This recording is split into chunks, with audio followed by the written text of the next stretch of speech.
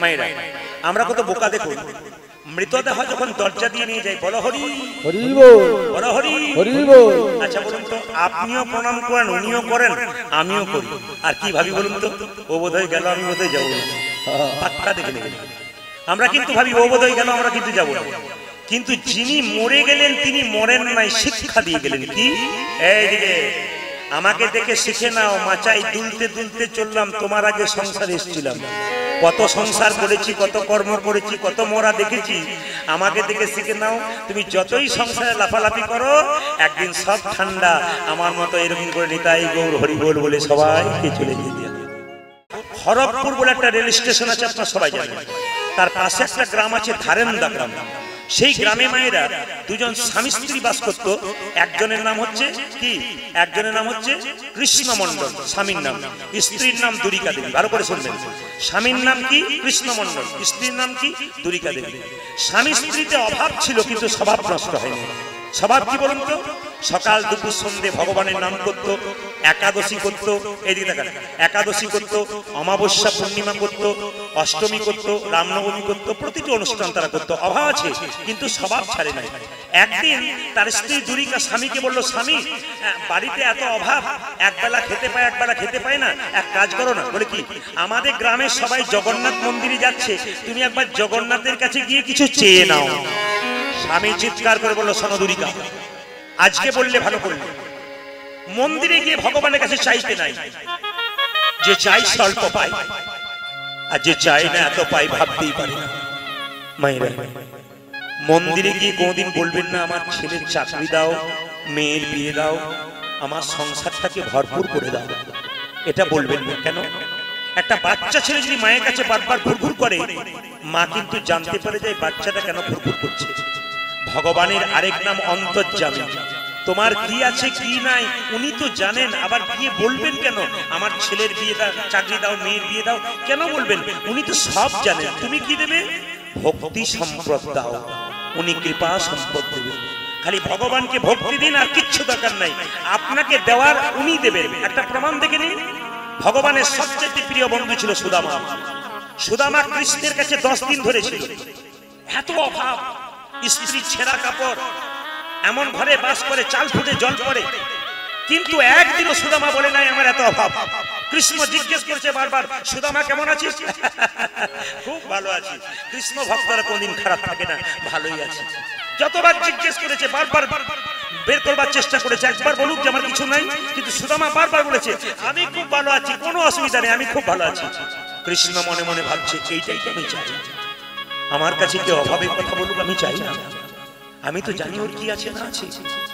ওর স্ত্রী সে তো কি করছে জানো, সে তো ছেঁড়া কাপড় পরে কুঁড়ে ঘরে বসে আছে।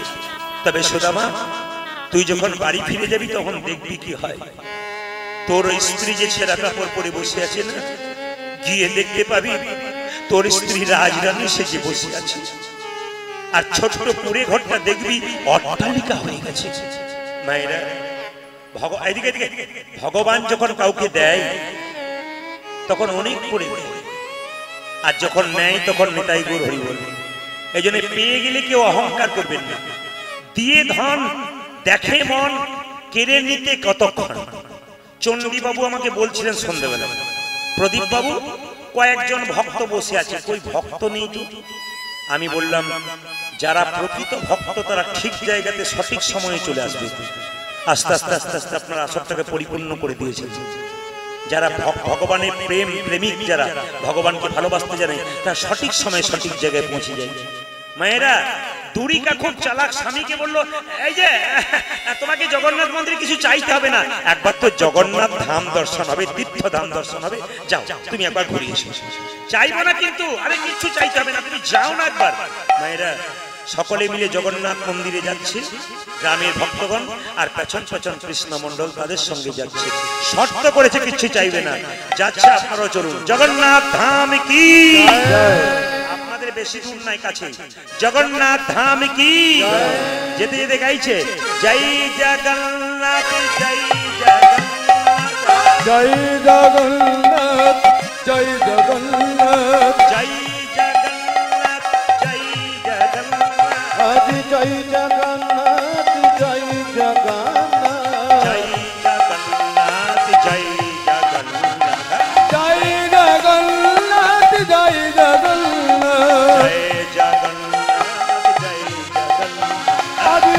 জগন্নাথ জয় জগন্নাথ জয় জগন্নাথ জয় জগন্নাথ জয় জগন্নাথ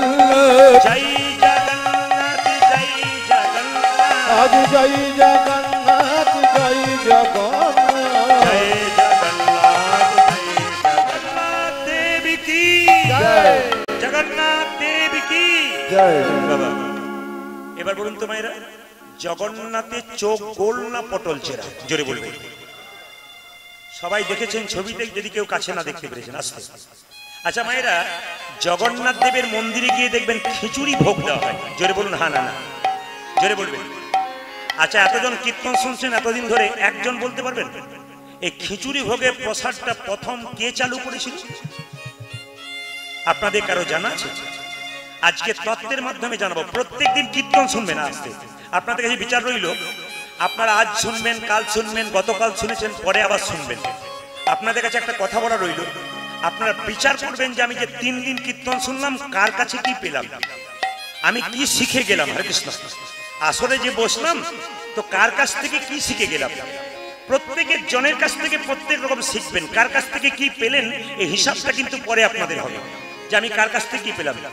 যারা জগন্নাথ মন্দিরে যান, খিচুড়ি প্রসাদ ভাগ্য যেটা বাল্যভোগ বলা হয়, ওটা প্রথম কে তৈরি করেছিল? মেয়েটির নাম হচ্ছে কর্মাবাই। ভালো করে শুনবেন, মেয়েটির নাম হচ্ছে কর্মাবাই। এই কর্মাবাই বলে মেয়েটি ছোট্ট অবস্থাতে ও দক্ষিণ থেকে এসেছিল। ও এসে কি করেছে মা, এই দিয়ে দেখান, ও মন্দিরে গিয়ে প্রত্যেক দিন খিচুড়ি প্রসাদ করতো, মানে রান্না করতো নিজের জন্য। স্বয়ং জগন্নাথ ছোট্ট বাচ্চা রূপ ধারণ করে ও সামনে গিয়ে চুপ করে বসে থাকতো। কর্মামাই জিজ্ঞেস করতো, কে রে তুই? পাশের বাড়ির ছেলে। ও তা বসে আছিস কেন? তোমার খিচুড়ির সুগন্ধে আমি থাকতে পারি না, ছুটে আসি, একটু দেবে? দেবো না কেন, দেবার জন্য তো বসে আছি, নে খা। প্রতিদিন ছেলেটা ছুটে আসে, কর্মাবাই অপেক্ষা করে, দেবো তারপর খাবো, আগে বাচ্চাটাকে দেয় তারপর দেয়। হঠাৎ একদিন রাত্রিবেলায় স্বপ্ন পেল, কর্মাবাই যে ছোট্ট ছেলেটা তোমার কাছে আমি যাই, আমি স্বয়ং জগন্নাথ, তোমার ওই প্রসাদের সুগন্ধে আমি থাকতে পারি না, পাগল হয়ে যাই। কর্মাবাই তোমার ওই যে ছোট্ট প্রসাদ, ছোট্ট হাতে ছোট্ট প্রসাদ আমাকে মাতোয়ারা করে দেয়। তোমার এই প্রসাদ জগন্নাথ মন্দিরে চিরকাল বাল্যভোগ রূপে দেওয়া হবে। তোমার এই প্রসাদ জগন্নাথ মন্দিরে খিচুড়ি প্রসাদ দেওয়া হবে।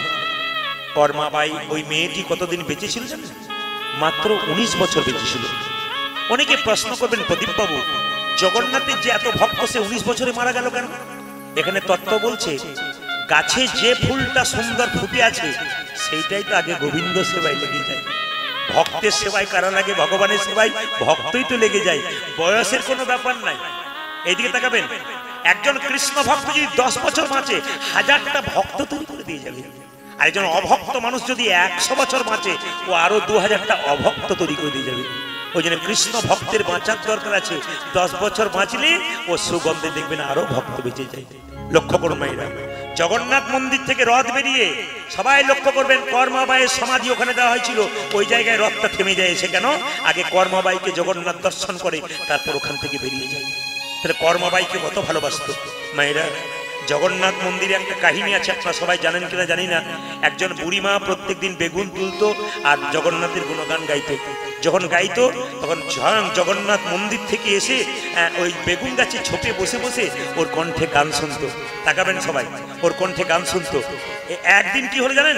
পুরোহিত দেখতে পেল জগন্নাথে গিয়ে যে চাদরটা থাকে সেই চাদরটা বেগুন গাছে আটকে রয়েছে। তো স্বয়ং জগন্নাথ রাত্রিবেলায় স্বপ্ন দিল, ওগো পুরোহিত, ওই বুড়িমা এত সুন্দর গান গায়, আমি থাকতে পারি না, একদিন আমি বুড়ি মায়ের কাছে ধরা পড়ে যাব বলে ছুটে বেরোতে গেছে, আমি চলে এসেছি, আমার চাদরটা বেগুন গাছের কাঁটাতে আটকে গেছে। ভক্ত যদি ভগবানকে ঠিক মতো ডাকে বাবা, ভগবান আপনা আপনি ভক্তের কাছে ছুটে আসে। আপনাদের কাছে নিবেদন রইল, অহল্যা রামকে ডেকেছিল, রাম অহল্যার কাছে গিয়েছিল, অহল্যা তো রামের কাছে যায় না। সবাই লক্ষ্য করুন, যে যেখানে বসে আছেন, জগন্নাথ মন্দিরে গিয়ে কৃষ্ণ মন্ডল বলছে, হে জগন্নাথ, হে জগন্নাথ। জগন্নাথকে প্রণাম করবে মায়েরা, সবাই লক্ষ্য করুন, হে জগন্নাথ, হে জগন্নাথ। দেখুন, আমি আপনাদের হাত তুলতে বলবো না কারা কারা জগন্নাথে গেছেন। এত বড় কথা বলার ক্ষমতা কার থাকে? যারা ভক্ত হয়। জগন্নাথকে কি বলছে দেখুন, কৃষ্ণ মন্ডল বলছে, হে জগন্নাথ, তোমার কাছে কিছু চাইবো না, আর চাইবো বাকি, তোমার তো হাত নাই, তুমি দেবে কি? দেবে কি? এতদিন জগন্নাথ মন্দিরে গেছেন, কেউ বলেছেন তোমার হাত নাই, তোমার পা নাই? বলার সংস্কার হয়েছে? কিন্তু কৃষ্ণ মন্ডল বলছে, তোমার হাত নাই, তুমি দেবে কি? দেবে কি? তোমার পা নাই, তুমি দেবে কি? তুমি দেবে কি? তোমার কাছে চেয়ে লাভ কি? তুমি তো কিছুই দিতে পারবে না। দিতে পারবে না। জগন্নাথ আকাশবাণী করে বলল, ওরে কৃষ্ণ মন্ডল, আমার হাত নাই, এই হাত আমি জগতের সবাইকে দিলাম কর্ম করার জন্য, কর্ম করার জন্য।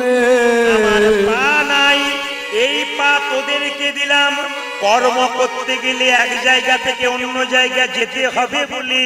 যেতে হবে বলে। ওরে কৃষ্ণ মন্ডল, আমার যা নাই আমি তোদেরকে দিলাম, তোদেরকে দিলাম। কৃষ্ণ মন্ডল কেঁদে কেঁদে বলছে, ওগো জগন্নাথ, তোমার কাছে কিছু চাইবো না বলে এসেছিলাম, কিন্তু ওগো জগন্নাথ, ওগো জগন্নাথ,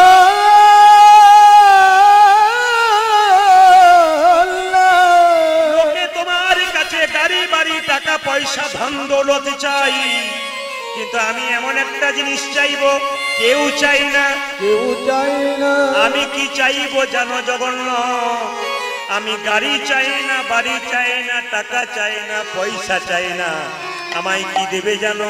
আমায় একটা কৃষ্ণ ভক্ত সন্তান দাও। হরি হরি। ওহে জগন্নাথ, বলে হরি।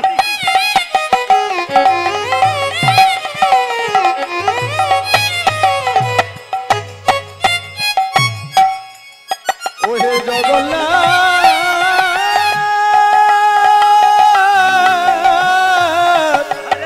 ওহে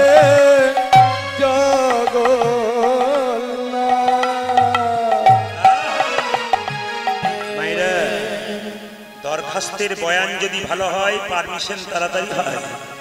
আমি আপনাদের বারবার বলবো, ভগবানকে সারাদিন ডাকার দরকার নাই, আপনি 5 মিনিট ডাকবেন, কিন্তু ওটা যেন পাকা হয়। ওই সময় ভগবানের নাম করতে করতে স্থিরভাবে নাম করবেন, যেন কেউ কোথাও না থাকে, ঘরের কোণে কিংবা বনে বলা হয়েছে। এই যে মালা যারা জপ করে না, শাস্ত্র অনেক জায়গায় বলেছে, মালার ঝোলাটাকে নিয়ে রাস্তায় রাস্তায় যাবেন, তখন নাম করবেন, নিয়ম নয়। এক জায়গায় স্থির হয়ে বসে নাম করতে হয়, মন স্থির হয়, ওটা নিয়ম নয়। এই জন্য আপনাদের কাছে নিয়ম রইল, যে যেখানে বসে আছেন মায়েরা, যখন ডাকবেন ভগবানকে একই ডাকবেন, 5 মিনিট ডাকুন, ডাকার যেন পাকা হয়। 6 ঘন্টা ডাকছেন কিন্তু ডাকার মধ্যে আপনার অনেক কোন ব্যাপার আছে, তাহলে কিন্তু হবে না, আপনাকে একবার পাক্কা পাকি ডাকতে হবে। সবাই লোকে জগন্নাথ যেন আকাশবাণী করে বলল, যা তোকে দিলাম। কৃষ্ণ মন্ডল জগন্নাথ মন্দিরে প্রণাম করলো। প্রণাম করিল। বাবা, আপনাদের মেদিনীপুরে বহু মন্দির আছে, প্রত্যেকটি জেলায় জেলায় মন্দির আছে, রাজ্যে রাজ্যে মন্দির আছে। আমি সব জায়গায় দর্শন করে কীর্তন করতে গেলে দেখি, লক্ষ্য করি যে মেয়েরা ছেলেরা প্রণাম করছে। প্রণাম আপনারা ইউটিউবের মাধ্যমে শুনছেন। আমি শুধু একটা কথা বলতে চাই, প্রণাম যখন করবেন তখন মাথায় রাখবেন, ভগবানের মন্দিরে বাঁ দিকে রেখে প্রণাম করবেন, কোনদিন সোজা করবেন না। যদি কেউ সোজা করেছেন, যার জন্য গেলেন তার কোনো ফল হলো না। অনেকে বলেন এত প্রণাম করলাম ফলই পাচ্ছি না, উল্টো করলে ফল কি করে পাবে? আইনে করতে হবে তো। এই জন্য ভগবানের মন্দিরে ভগবানকে বাঁ দিকে রেখে, দেব দেবীকে ডান দিকে রেখে, আর সাধুগুরু বৈষ্ণবকে সোজা প্রণাম করবেন। বাবা মা সাধুগুরু বৈষ্ণব সোজা প্রণাম করবেন। কিন্তু মাথায় রাখবেন, প্রণাম করতে গেলে আপনার ডান হাতটা ওনার ডান পায়ে, বাঁ হাতটা ওনার বাঁ পায়ে যেন হয়, শাস্ত্র বলছে। লক্ষ্য করুন, যখনই কাউকে প্রণাম করবেন, ডান হাতটা ডান পায়ে, বাঁ হাতটা বাঁ পায়ে। তাহলে দেখুন, আমি যদি দাঁড়িয়ে থাকি, আমাকে আপনারা প্রণাম করেন, তাহলে আপনার ডান হাতটা আমার বাঁ পায়ে পড়ছে, আপনার বাঁ হাতটা আমার ডান পায়ে পড়ছে। কিন্তু যদি প্রণামটা এরকম হয়, তাহলে দেখবেন ঠিক হয়ে যাবে। বাঁ হাতটা নিচে, ডান হাতটা উপরে। প্র্যাকটিক্যাল দেখবেন আপনারা। কাউকে প্রণাম করবেন, দাঁড়িয়ে আছে, এরকম করে প্রণাম করবেন, আপনার বাঁ হাত ওনার বাঁ পায়ে, আপনার ডান হাত ওনার ডান পায়ে। আপনাদের কাছে নিবেদন রইল, সাষ্টাঙ্গে প্রণাম করা প্রত্যেকটি পুরুষ মানুষের কর্তব্য। যত প্রণাম করবেন তত অহংকার দূরে যাবে। এই দিয়ে তাকাবেন। মায়েদের কিন্তু সাষ্টাঙ্গে প্রণাম নয়, কোনো জায়গায় লম্বা হয়ে পড়ে প্রণাম করবেন না। আপনারা কেমন প্রণাম করবেন? আপনার একবারে পঞ্চাঙ্গে হাঁটু কেড়ে প্রণাম করবেন।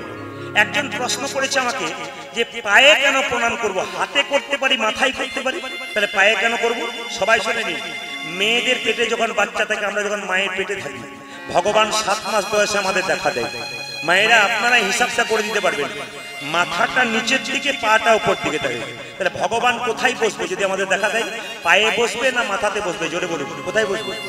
মাথা যদি নিচে থাকে, পা যদি উপরে থাকে, তাহলে কৃষ্ণ আমাদের 7 মাস বয়সে দেখা দেয়, তাহলে পাটা ভগবান কোথায় বসবে? পায়ে না মাথায়? জোরে বলুন, পায়ে বসবে। এই দেখুন, পায়ে ভগবান বসে, ভগবানের বসার জায়গা পদ্মাসন, মানে পদ্মের যে গায়ের রং ওই রকম। এই জন্য দেখবেন ছেলে কালো হোক আর পরিষ্কার হোক, পায়ের রংটা লাল থাকে কেন? ভগবান পদ্মাসনে বসে বলে, ভগবান পায়ে বসে বলে আমরা পায়েতেই সবাইকে প্রণাম করি। এই জন্য কিন্তু পাটা প্রণামের জায়গা হয়ে গেল। মায়েরা, প্রণামটা এরকম হওয়া উচিত।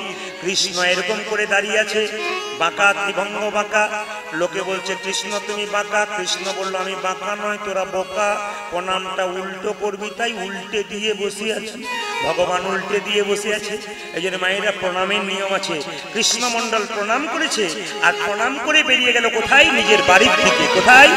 একবারে ধারেন্দা গ্রামের দিকে ছুটছে, আর গাইতে গাইতে যাচ্ছে, ওগো দুর্গা, আমি কিছু চাইবো না ভেবেছিলাম, চেয়ে ফেললাম। জগন্নাথ আমাকে আশীর্বাদ করেছে, আকাশবাণী করে আমি সন্তান পাবো। আমার কত খুশির দিন, আমি বাবা হব, তুমি মা হবে।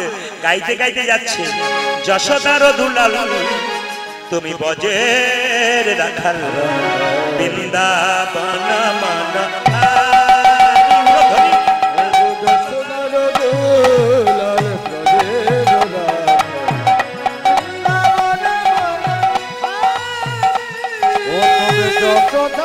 দুলাল বজের রাখাল, বৃন্দাবন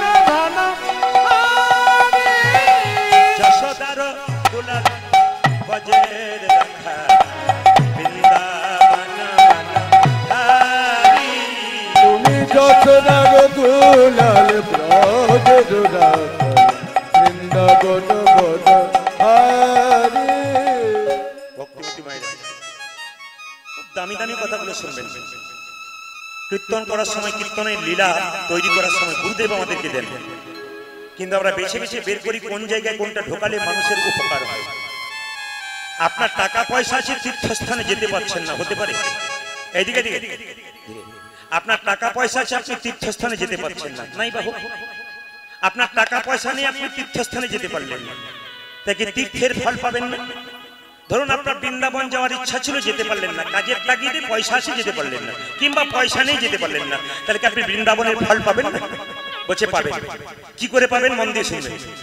আপনার পাশের বাড়ির কোনো বয়স্ক মানুষ যদি গয়া কাশী বৃন্দাবন গেছে, শুনলেন যে ফিরে এসেছে আপনার পাড়া, আপনি গিয়ে তাকে একটি প্রণাম করলেন। যখনই প্রণাম করবেন, তখন আপনি কিছুটা ফল তীর্থের পেয়ে গেলেন। মায়েরা, আপনাদের বান্ধবী আপনার বয়সের বটে, প্রণাম করতে পারছেন না, তার কাছে গেলেন, তাকে একটু আলিঙ্গন করলেন, আপনি পেয়ে গেলেন। দাদা ভাইরা, আপনাদের বন্ধু যদি গেল, একটু আলিঙ্গন করলেন, বয়স্ক লোক গেলে প্রণাম করলেন, ছোট বাচ্চা মায়ের সঙ্গে গেলে আপনি একটু আনন্দ করলেন, আদর করলেন, আপনি ফল পেয়ে গেলেন। নিয়ম। তবে মহাপ্রভু একটা সুন্দর কথা বলেছেন, আপনাদের জন্য বলে যাই। মহাপ্রভু বলেছেন, যদি কেউ প্রতিদিন 100 টাকা রোজগার করে, 100 টাকা তো কেউ করে না, প্রতি 100 টাকাতে যত টাকা রোজগার করেন, প্রতি 100 টাকাতে 60 টাকা সংসারের জন্য কাজে লাগাতে হবে। এটা মহাপ্রভু বললেন, প্রতি 100 টাকা। যদি এই নিয়মে কেউ চলতে পারে, তার সংসার সুন্দর হবে, কিন্তু আমরা চলি না। 60 টাকা সংসারের জন্য, আর 40 রইল 20 টাকা তীর্থস্থানে যাবার জন্য, তীর্থ ভ্রমণের জন্য, গ্রন্থ কেনার জন্য, আর 20 টাকা ভবিষ্যতের জন্য ব্যাংকে জমা দেবেন। এবার আপনি হিসাব করেন, কত 100 টাকা রোজগার করেন, তত 100 টাকাতে প্রত্যেক 120 করে বাদ দেন। এবারে কত হচ্ছে দেখুন।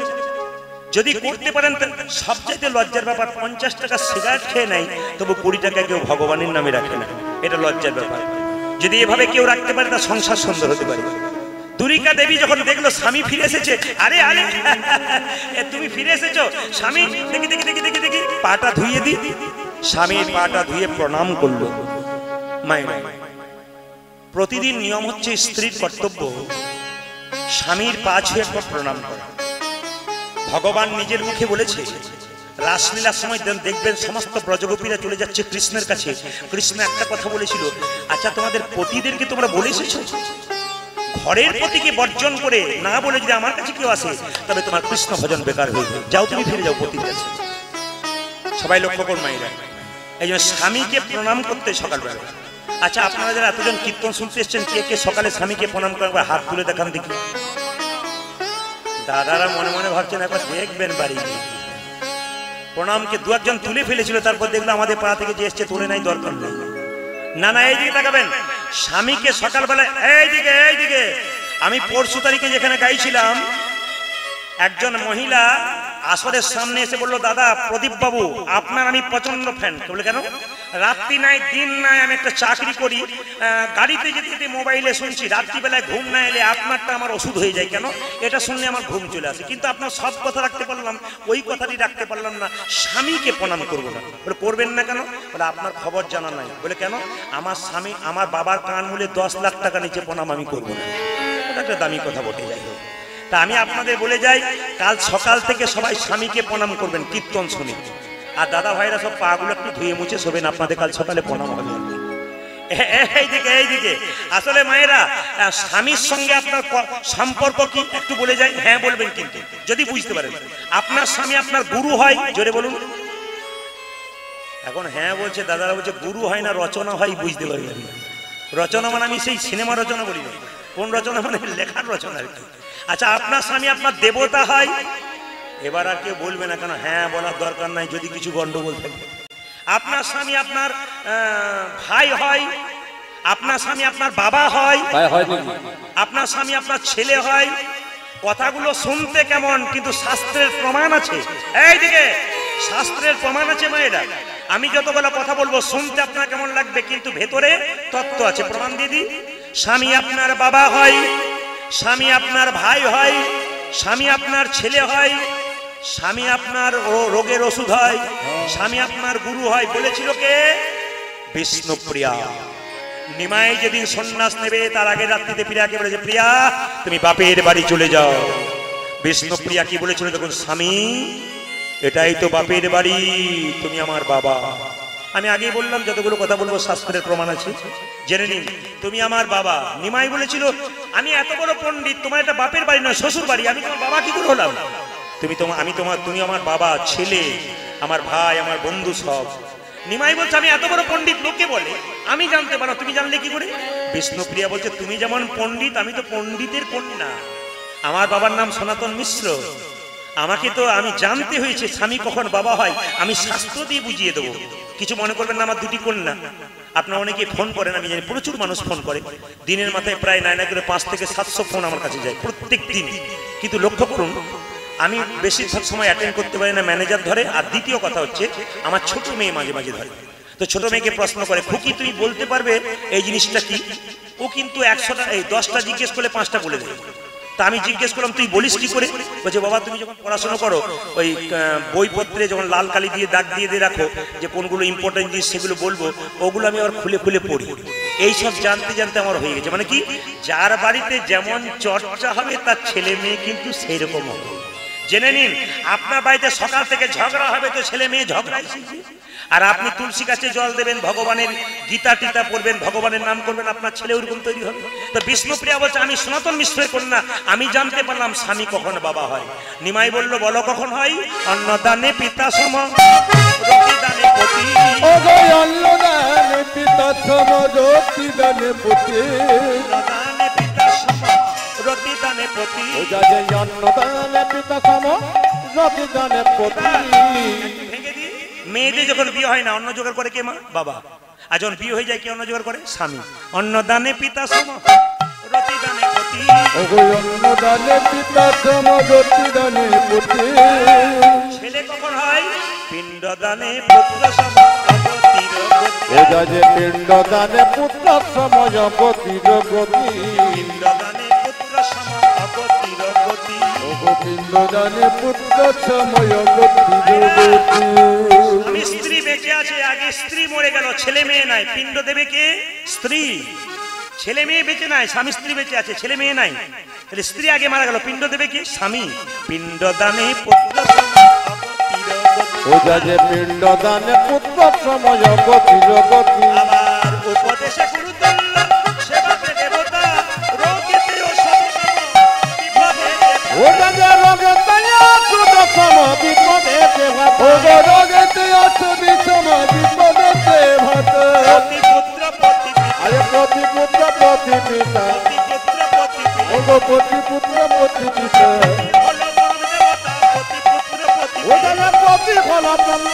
প্রতিপুত্র ও প্রতিপিতা রাজা প্রতিফল দেবতা প্রতিপুত্র প্রতিপিতা হলো পরম দেবতা প্রতিপুত্র প্রতিপিতা ও গো প্রতি হলো পরম দেবতা প্রতিপুত্র প্রতিপিতা প্রতি হলো পরম দেবতা প্রতিপুত্র প্রতিপিতা প্রতিপুত্র প্রতিপিতা এই যে তাকান, যে স্ত্রী স্বামীকে ভয় করে সে কিন্তু খুব সহজে জিজ্ঞেস করতে পারে না।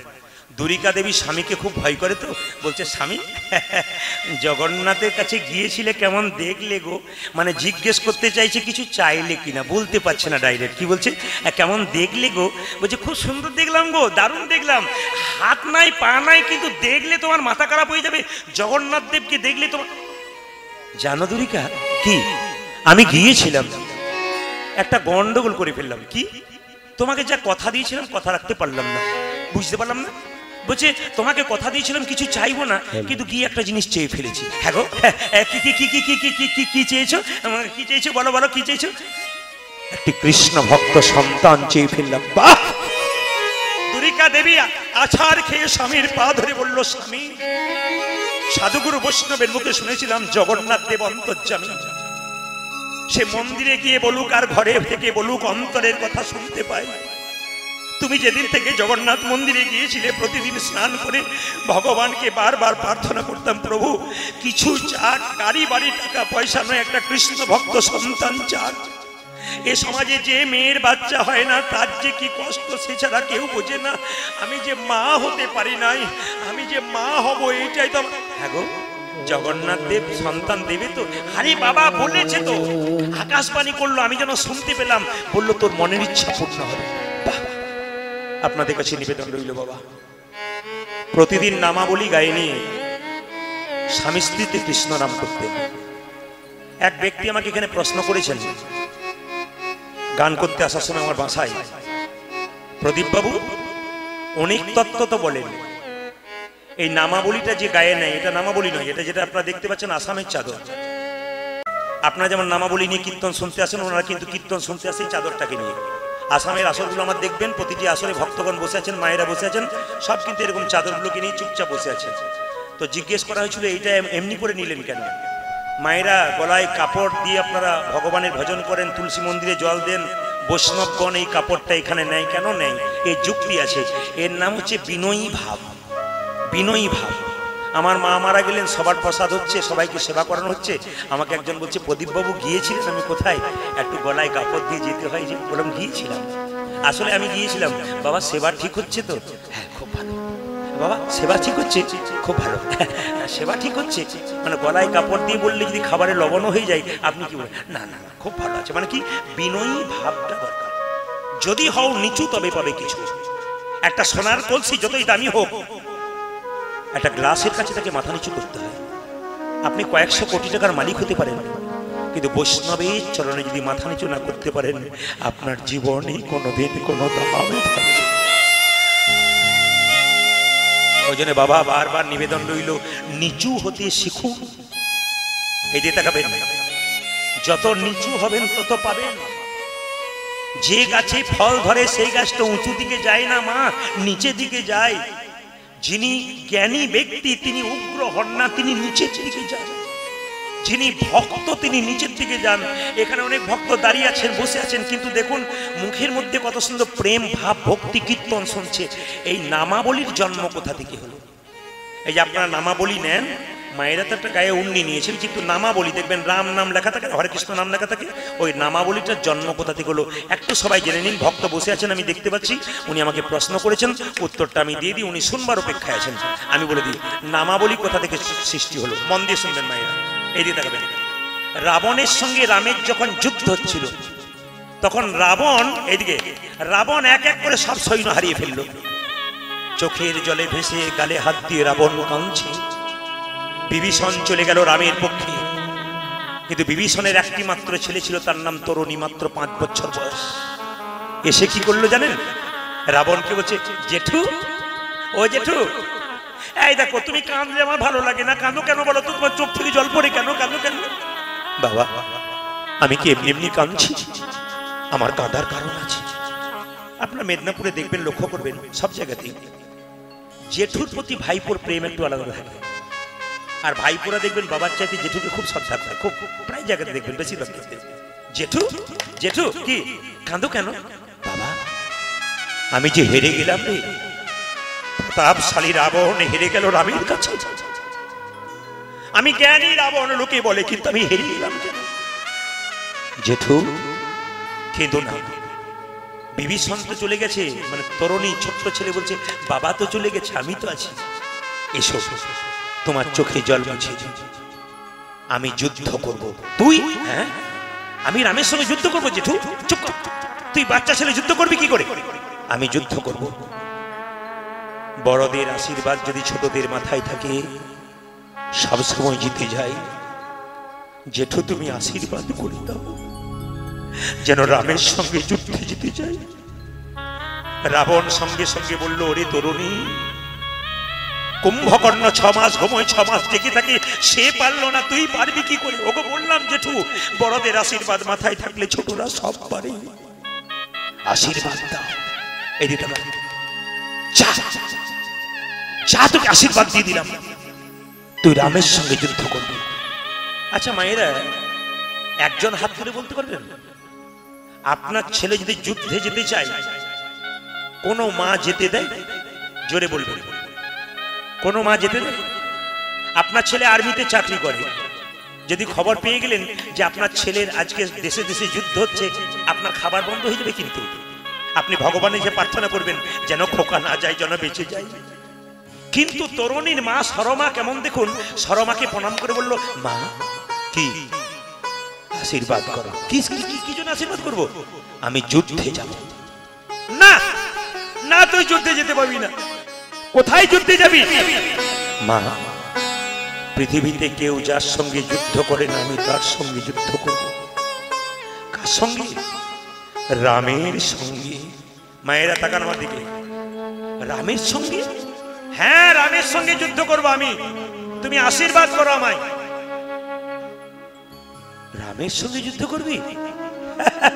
কত খুশির খবর, তুই রামের সঙ্গে যুদ্ধ করবি। আরে আয় আয়, তোকে সাজিয়ে দি।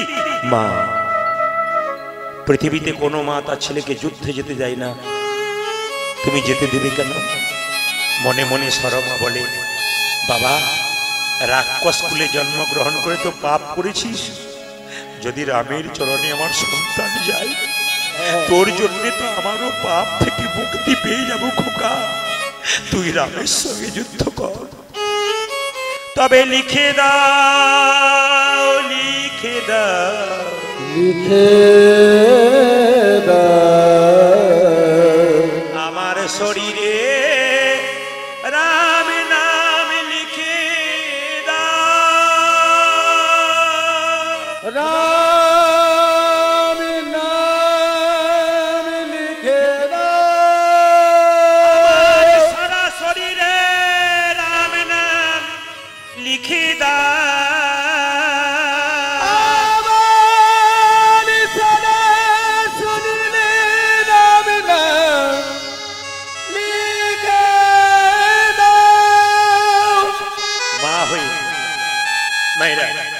মা হয়ে ছেলের গোটা শরীরে রাম নাম লিখে দিল।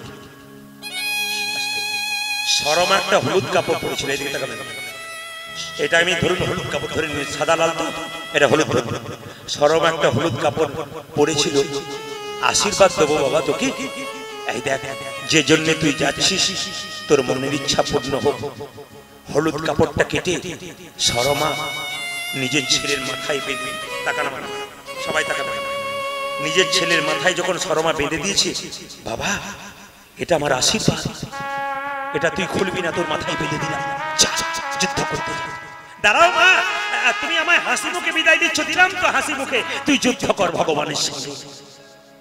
জেঠুর কাছে গিয়ে বলছি, জেঠু এই দেখো এই দেখো এই দেখো, গোটা শরীরে রাম নাম লিখ। চুপ কর, লজ্জা করে না তোর, দূর হয়ে যা তুই। কেন জেঠু গোটা শরীরে রাম নাম লিখে দিয়েছিস? আমি যে রাম নাম করি না, তুই সেই রাম নাম লিখেছিস, তুই তো আমার শত্রু, ভাইপো কোথায়, তুই তো শত্রু। সঙ্গে সঙ্গে বলে উঠলো, জেঠু আমি কার ভাইপো? তোমার তো।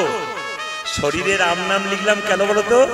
রাম দেখে যদি আমাকে রাম নাম দেখে যুদ্ধ না করে আমি তো জিতে যাবো, ওই জন্যই তো চললাম। রাবণ বলছে বাহ, এই না হলে তুই আমার ভাইপো, যা যা তুই যুদ্ধ করতে যা। রামচন্দ্র দাঁড়িয়ে আছে, সামনে বিভীষণ। দূর থেকে ছোট্ট তরুণী বলল প্রভু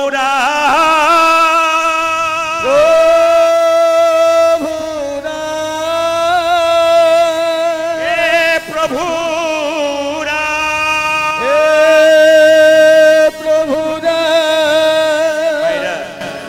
যখনই রাম বলেছে অমনি রামচন্দ্র বিভীষণকে বলল বিভীষণ, রাক্ষস কুলে জানি তুমি একমাত্র ভক্ত, এই ছেলে ঠিক।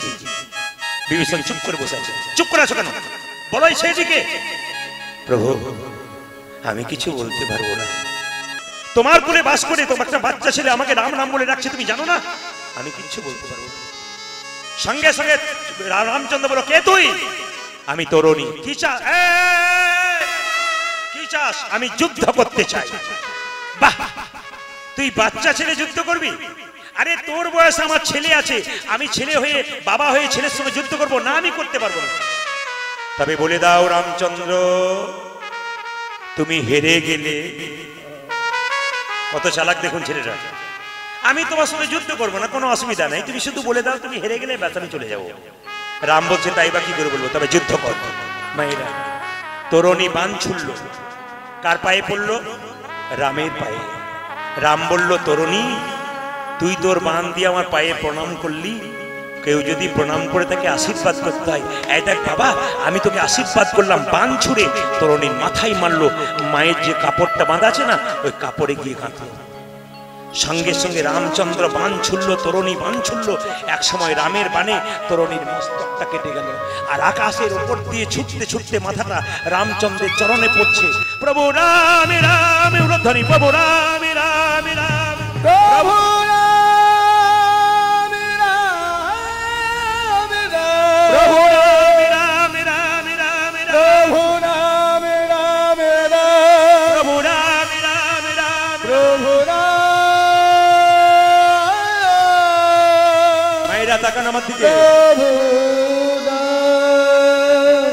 তরুণীর কাটা মুন্ড রামের চরণে গিয়ে পড়ল, চরণে পড়ল।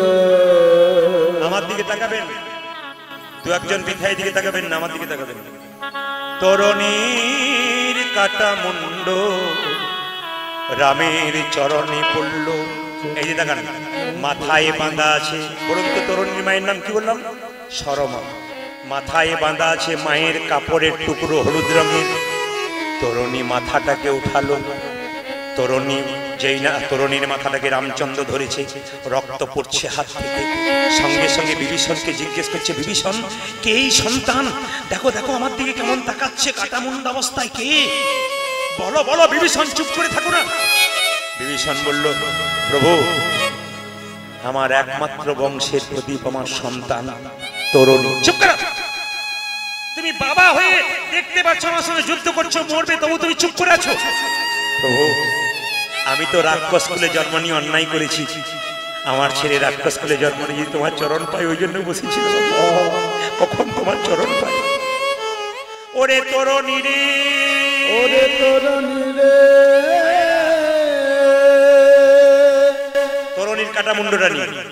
ওরে তরুণী রে, তরুণী রে, তুই আমার পানে চেয়ে আছিস, তুই আমার মুখের কাছে আছিস। আমি তোকে কথা দিলাম আগামী দাপরে আমি কৃষ্ণ হব, তুই হবি সুবল সখা। তোকে সামনে রেখে আমি রাধার সঙ্গে করব লীলা।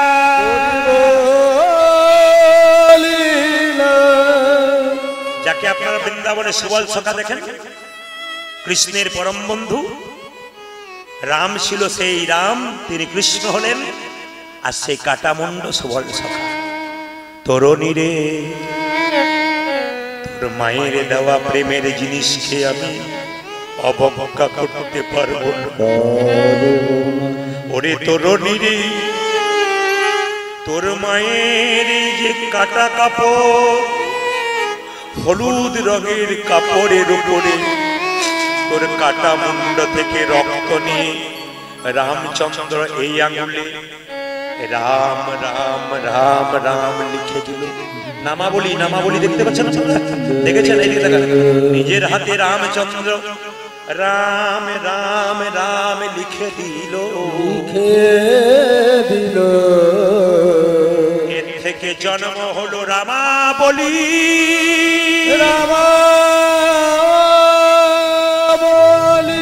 প্রথমে ছিল রামাবলী, তারপর হলো তার নামাবলী নামাবলী নামাবলী। আপনাদের অজানা জিনিস একটা জানা হয়ে গেল। আমি বারবার আপনাদের বলবো 3 দিন কীর্তন শুনবেন, হিসাব করবেন কিন্তু আমি কোথায় কি শিখলাম। সবার কাছে আলাদা আলাদা জিনিস শিখবেন। কত কার কাছে শিখলাম এই হিসাব কিন্তু আপনাদের কাছে রইল। মায়েরা এই যে দেখান, দুরিকার গর্ভে সন্তান এলো, আর সেই সন্তান পূর্ণ হলো 10 মাস 10 দিন পর। সবাই মাথায় কাপড় নিন। লীলাটির নাম কি বলুন তো? এতক্ষণ ধরে গাইছি দুঃখী কৃষ্ণদাস। সবাই লক্ষ্য করুন, দুরিকার গর্ভে সন্তান জন্ম নিচ্ছে 10 মাস 10 দিন পর। সবাই উলুধ্বনি। আহা ধারেন দাতে জন্মিল দুঃখী মন্ডল, ধারেন দাতে জন্মিল দুঃখী মন্ডল, ধারেন দাতে জন্মিল দুঃখী মন্ডল, জন্ম নিল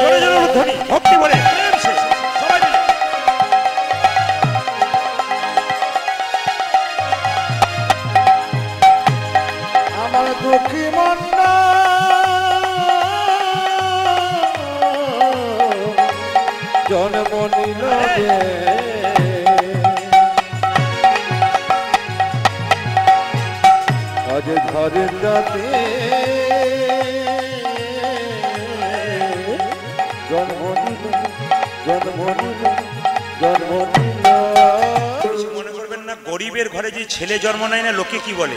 পাশের বাড়ির লোক বলছে, কৃষ্ণ মন্ডল তোমার পাতা চাপা কপাল। মায়েরা কপাল কপাকা জানা আছে? একটা পাতা চাপা, একটা পাথর চাপা।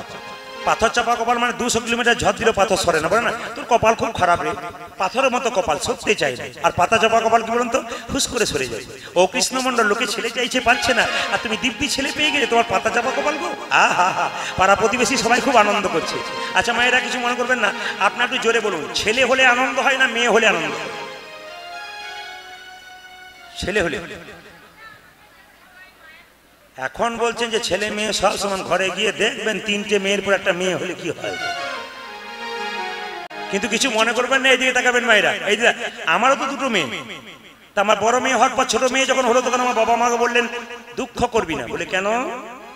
তোকে ভাগ্যবান ভগবান দিয়েছে। বললাম কেন? বলছে শোন, 2টো মেয়ের বিয়ে দিয়ে দিবি, কীর্তন শেষ হয়ে যাবে, তখন তুই কি করবি? গয়া কাশী বৃন্দাবন ঘুরে বেড়াবি। আর তুই আমার একটা ছেলে, তো সংসারের দায়িত্ব নিতে নিতে আমার আর গয়া কাশী বৃন্দাবন হলো না রে, বলতেন তিনি। তো তিনি একটা দামি কথা আমাকে বলেছেন, এখনো মনে আছে। তিনি বলতেন যে ছেলে যদি একটা বংশের প্রদীপ হয়, মেয়ে 2টো বংশের প্রদীপ। এই দেখবেন, ছেলে যদি একটা বংশের প্রদীপ হয়, তবে মেয়ে 2টো বংশের প্রদীপ। মেয়েরা 2টো বংশকে রক্ষা করে, পিতৃকুল এবং শ্বশুরকুল, আর ছেলেরা শুধু একটা কুল রক্ষা করে। না না, তা বলে তা নয় যে ছেলে মেয়ে দুটোই দরকার, যদিও বটে, কিন্তু ঈশ্বর যা দিয়েছে তাই নিয়েই খুশি থাকতে হবে। দুঃখ করে কোনো অভাব নাই। যেদিন যেমন, যখন যেমন, তখন তেমন। যদি কেউ মিলিয়ে নিতে পারে তবে শান্তি। আর যদি মনে করেন আমার নাই নাই নাই নাই, নিতাই গৌর হরিবোল হয়ে যাবে। কিন্তু শান্তিতে থাকবেন, যা পেয়েছেন তাই থেকে আনন্দ থাকবেন। সবাই লক্ষ্য করুন মায়েরা, ছোট্ট ছেলেটা যখন জন্ম নিল, ও মায়েরা, এ কৃষ্ণমন্ডল, এ ছেলে তোমার কাঁদছে গো, এক কাজ করো না, একটু মধু দিয়ে দাও, একটু মধু দিয়ে দাও। যেই না বলছে মধু দিয়ে দাও, মধু তো কেনার পয়সাও নেই, আর বাজার থেকে কিনতে পারবেও না, সময় নেই। দুই কানে শোনাইল মধুর হরি নাম। দুই কানে শোনাইল মধুর হরি দুই কানে শোনাইল মধুর হরি নাম। আজ দুই কানে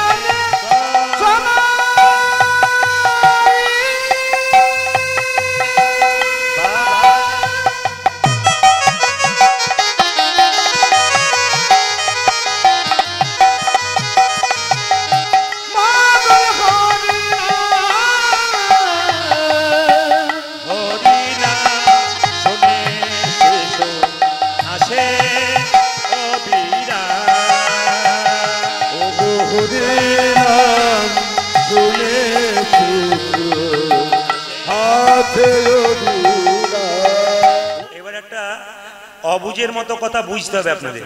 জোরে বলবেন কিন্তু ভয় খাবেন না, কেউ খুশি হব আমি। বাচ্চারা জন্ম নিলে মুখে আপনারা মধু দিন, হাত তুলে বলবেন মধু দিলে কি হয়। আমি বলে দিই, আপনারা বলতে লজ্জা করছেন। মধু দিলে মিষ্টি মিষ্টি কথা বলে। জোরে বলুন হ্যাঁ না না। এটা আপনারা জানেন কিন্তু ভুল জানেন। আমি আপনাদের ঠিক জানিয়ে দিয়ে যাই। যারা কীর্তন শুনছেন, বইপত্র পড়াশোনা করেন, তাদের বইপত্রের নাম বলে দেবো, মিলিয়ে দেখবেন আমি যেগুলো বলছি। ইউটিউবের মাধ্যমে শুনছেন, লাইভ হচ্ছে, সবাই শুনছেন, বইটার নাম বলে দিই। হিন্দু ধর্ম কি এবং কেন, প্রতিটি বইয়ের রেফারেন্স আছে। হিন্দু ধর্ম কি এবং কেন তাদের পরিষ্কার করে বলেছে। দুটি বই, একটা গভীর গৃহসূত্রকার, একটা পরাশর গৃহসূত্রকার। বাচ্চা জন্ম নিয়ে যদি বাচ্চা কান্নাকাটি না করে, ডাক্তারবাবুকে হসপিটালে দেখবেন থাপ্পড় মেরে মেরে কান্না করে। কেন? যে বাচ্চা জন্ম নিয়ে কান্না করে না সে সুস্থ বাচ্চা নয়, অসুস্থ বাচ্চা।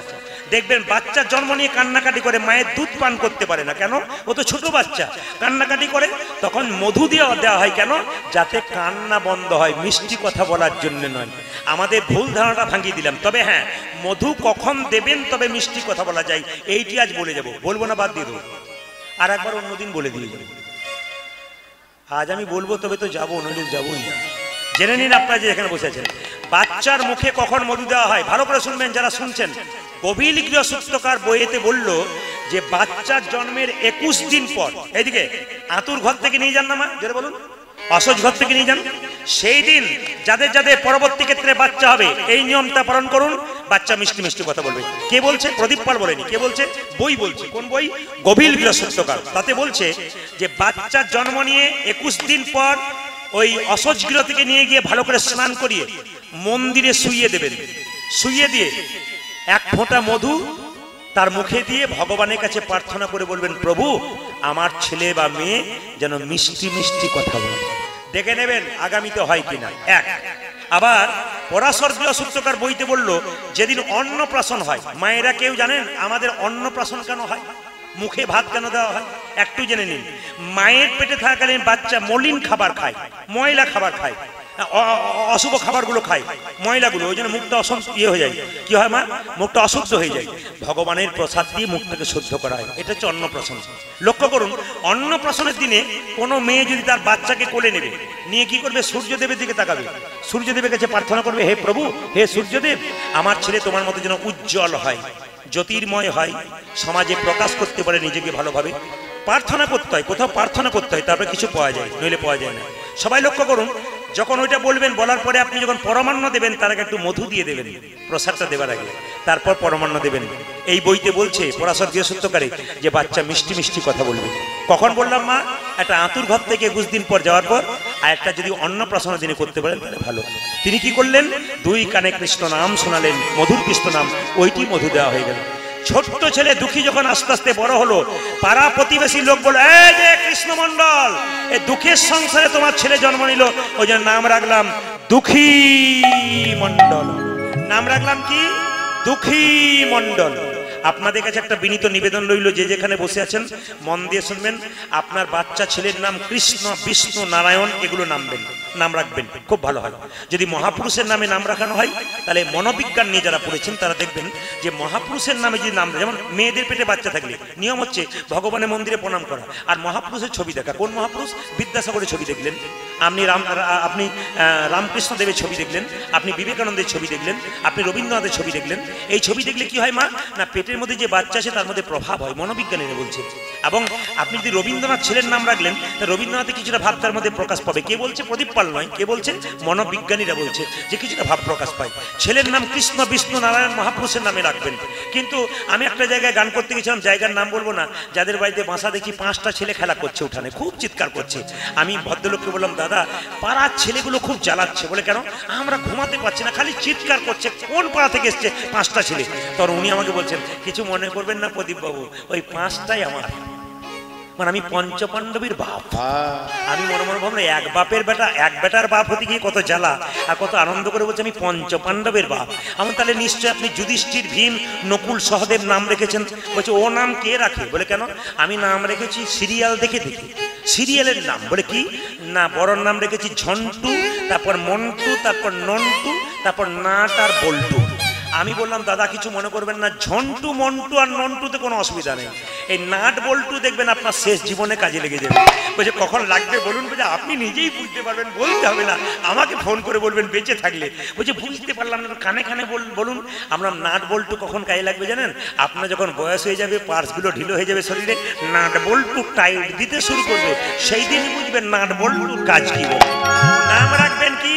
অজামিল নাম রেখেছিল ছেলের নামে নারায়ণ। অজামিল ছেলের নামে রেখেছিল নারায়ণ। মৃত্যুকালে অজামিল নর্দমায় পড়ে গিয়েছিল, নারায়ণ নারায়ণ বলে চিৎকার করেছিল। আর অজামিল গিয়েছিল স্বর্গে ভগবানের চরণ পাবার লাগি। ভগবানের চরণ পাবার লাগি। দেখুন আমরা আমাদের ছেলেকে কি শিক্ষা দিই? কেউ যদি কোনো জিনিস নিতে আসে না, দিবি না, বলবি বাবা জানে, একবারে দিবি না। লোক ঠকাতে শেখায়, মিথ্যা করতে বলতে শেখায়। কিন্তু কিছু মনে করবেন না, কৃষ্ণমণ্ডল তার ছেলেকে বলছে, ওরে দুঃখী, তোকে এমনি এমনি পাই নাই, জগন্নাথের কৃপাতে পেয়েছি। তোর আসল কাজ কি জানিস? কৃষ্ণচরণ লাভ করা। ছোট্ট দুঃখী বললো, বাবা কৃষ্ণচরণ লাভ করতে গেলে কি করব? বলছে শোন, কৃষ্ণচরণ লাভ করতে গেলে তোকে যেতে হবে কোথায় জানিস? তোকে যেতে হবে নবদ্বীপে। নবদ্বীপে গিয়ে গুরু ধরতে হবে, তারপর দেখবি তুই গোবিন্দের কৃপা পেয়ে যাবি। বাবা ও বাবা, হ্যাঁ নিশ্চয়ই পাবি। ছোট্ট ছেলে বাবার কাছে শুনলো, আমি পাবো। ছোট্ট দুঃখী কি করলো দেখুন মা, রাত্রিবেলায় বাবা মা যখন শুয়ে আছে, দূর থেকে প্রণাম করে বলছে, বাবা তুমি তো আমাকে নিজের মুখে বলেছো কৃষ্ণচরণ পেতে গেলে গুরু ধরতে হয়, আমি সকালবেলায় বেরিয়ে যাব, নবদ্বীপ চলে যাব হাঁটতে হাঁটতে। ছোট্ট দুঃখী যাচ্ছে আর মা বাবাকে প্রণাম করে যাচ্ছে। আমি চলে যাই, আমি চলে যাই, আমি চলে যাই।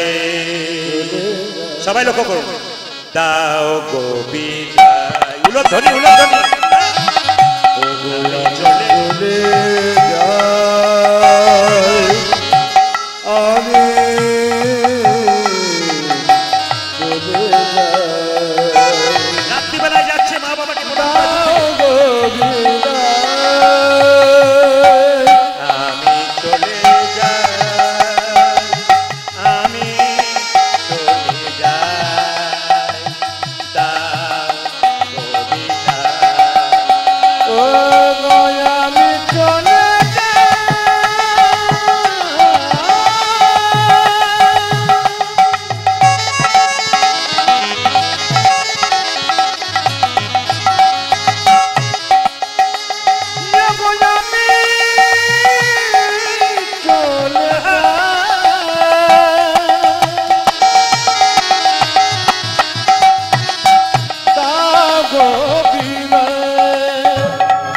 ছেলেটা কালনা চললো মাইরা। এদিকে নবদ্বীপের পাশে কালনা, নিত্যানন্দ ঠাকুরের শ্বশুর বাড়ি। এদিকে নিতাই চাঁদের শ্বশুর বাড়ি কোথায়? নবদ্বীপের পাশে কালনা।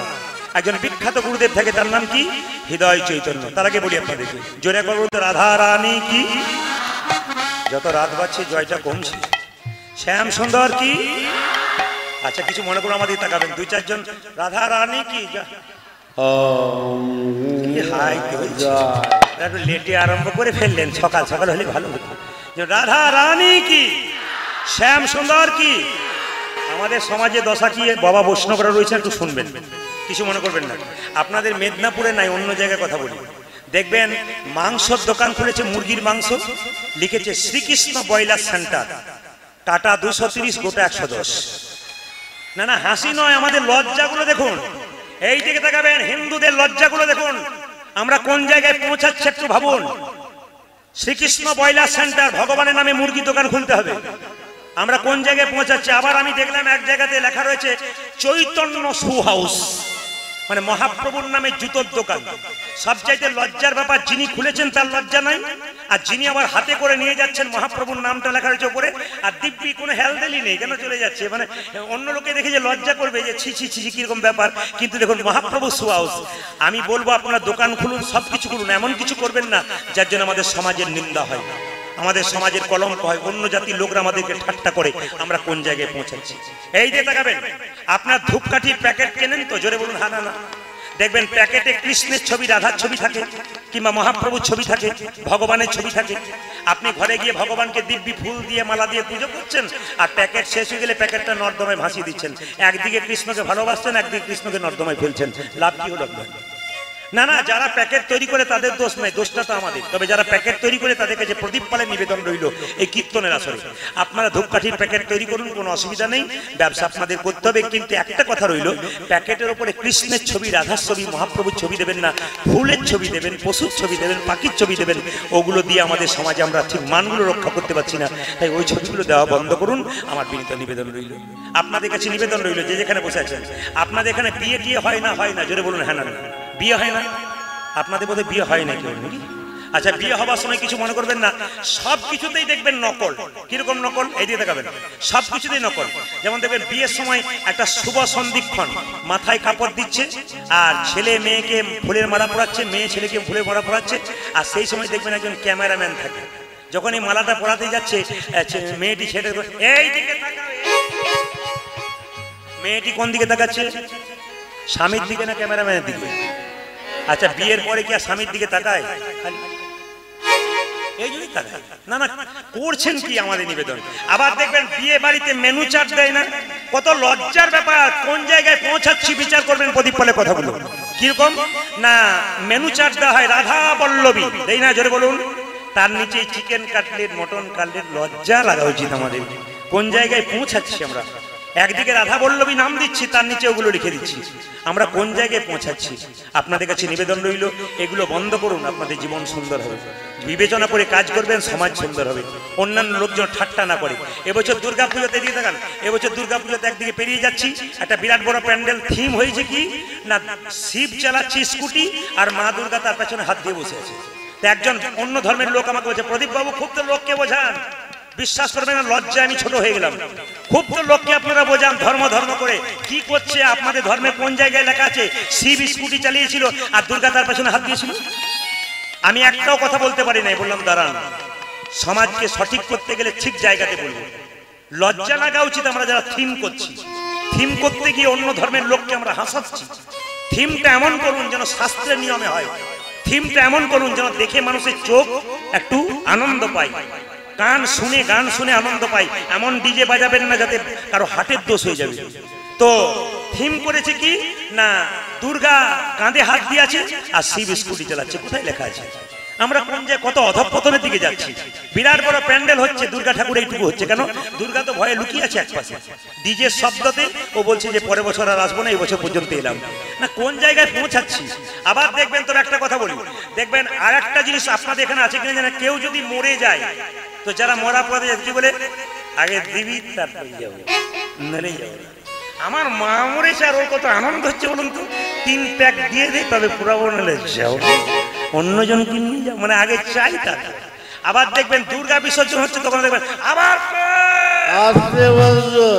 এখন মা দুর্গা বিসর্জন হচ্ছে। মা কি করেছে? মা জলে ডুবছে, ছেলে আপনার মাতলামি করে নাচছে। ও একজন কমিটির লোক ছিল, ও খুব নাচে। আবার কবে? আবার কবে? মা ডুবছে ডুবছে আর ও নাচছে। এক সময় ও একদিন নদীতে নৌকাতে বেরোচ্ছে, তখন নৌকা ডুবু ডুবু, তখন যে মা প্রতি বছর তোর পুজো করি, এবার তুই বাঁচা, আমি ডুবছি। মা তখন নিজ মূর্তি ধারণ করে পারে নাচতে নাচতে বলছে, এই দেখ আমি তোকে দেখে নাচছি। নাচছো কেন মা? বলছে আমি যেদিন ডুবছিলাম সেদিন তুই কি করছিলি? ওই জন্য আজকে তুই ডুবছিস, আমি ওর নিতাই গৌর হরি বলে ডুবছি। এই জন্য ওই ডুবা নয়, সংসারে যখন ডুববেন, অন্ধকারে হাই হাই করবেন, তখন মাকে ডাকলে মা আর আসবে না। কেন? মাকে বিদায় দিতে হয় চোখের জলে, ভালোবাসাতে। মা তুমি আগামী বছর আবার এসো। ছোট ছোট দুঃখী চললো কোথায়? মা নবদ্বীপের পথ দিয়ে যাচ্ছে আর জিজ্ঞেস করছে, ও দাদু এই নবদ্বীপ কত দূরে গো? নবদ্বীপ কত দূরে? একজন বলল, নবদ্বীপ নবদ্বীপ করছিস কেন? ভিক্ষা নিবি? ভিক্ষা নে। হ্যাঁ ঠিকই বলেছো, আমাকে ভিখারি বলছো? আমি টাকা পয়সার ভিখারি নাই, আমি প্রেমেরও ভিখারি। প্রেম ভিক্ষা করি যাব গো নদিয়ায়, যাব গো নদিয়ায়। উলধ্বনি উলধ্বনি।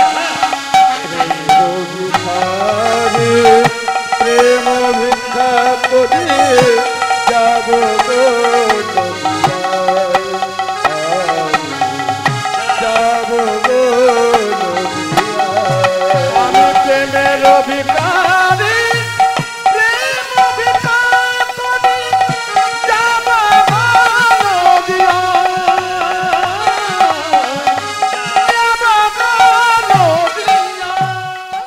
কালনাতে গিয়ে দেখবেন নিতাই চাঁদের শ্বশুর বাড়ি, একজন বিখ্যাত গুরুদেব আছে, তার নাম হৃদয় চৈতন্য। আচ্ছা বলুন তো মায়েরা, দুঃখী কত বছর বয়সে গুরুদেবের কাছে গেল? জোরে বলুন, কত বছর বয়স? জোরে বলুন। খুশি হলাম, আমি খুব খুশি হলাম। 5 বছর বয়সে দুঃখী গেল, চিৎকার করে বলল, হৃদয় চৈতন্য ঠাকুর কি জয়। এইদিকে হৃদয় চৈতন্য বেরিয়ে এসে বলল, এই কি নাম তোর? আমার নাম দুঃখী। বেশ, কি চাস? আমি দীক্ষা নেব। তুই দীক্ষা নিবি? এদিকে, তুই দীক্ষা নিবি? দীক্ষা মানে জানিস মায়েরা? যারা দীক্ষা নিয়েছেন তারা জেনে নিন, দীক্ষা মানে কি? দীক্ষা মানে দিয়ে খা। স্নান করে সকালবেলায় ভগবানকে দিয়ে যে খায়, তার দীক্ষা নেওয়া সার্থক হয়, নইলে দীক্ষা নেওয়া বেকার হয়ে যায়। ওই জন্য আপনাদের কাছে নিবেদন রইল, ভক্তিমতী মায়েরা এটা করতে পারেন, বাবারা সবসময় পারেন না ব্যবসার তাগিদে। আপনারা কি করবেন? স্নান করে ভগবানকে দেবেন, তারপর আপনি সেবা করবেন, এর নাম দীক্ষা। আচ্ছা তুই দীক্ষা নিবি আমার কাছে? বলে হ্যাঁ। দীক্ষা নিতে গেলে পরীক্ষা দিতে হবে। কি পরীক্ষা? এই দেখ এই দেখ এই দেখ, তোকে একটা ছোট্ট মাটির কলসি দিলাম, তুই মাটির কলসি করে প্রত্যেকদিন গঙ্গা থেকে জল এনে তুলসীর বাগানে সেবা করবি। যেদিন তোর সেবা সম্পূর্ণ হবে সেদিন তোকে দীক্ষা দেওয়া হবে। আমার দিকে তাকান। ছোট্ট দুঃখী বলল, গুরুদেব আমি এই কলসিটাকে মাথায় করে প্রত্যেকদিন গঙ্গা থেকে জল এনে আমি প্রত্যেকদিন তুলসী বাগানে সেবা করব। মায়েরা সবাই করজোরে বসুন। এখন গুরুদেবের গুণগান গাইতে গেতে ছোট্ট দুঃখী যাবে, আপনারা সবাই মিলে একটু উলুধ্বনি দেবেন। ছোট্ট দুঃখী যাচ্ছে আর বলছে, গুরুদেবের কি কৃপা দেখো, এত বড় কলসি, ছোট্ট 5 বছরের ছেলে গঙ্গায় জল আনতে যাচ্ছে আর গাইতে গাইতে যাচ্ছে। সবাই মিলে নিজে নিজে গুরুকে স্মরণ করুন, সবাই বসে বসে নিজের গুরুদেবকে স্মরণ করুন, সবাই একসঙ্গে জয় জয় শ্রী গুরু। ছোট্ট ছেলে যাচ্ছে, প্রেম কল্প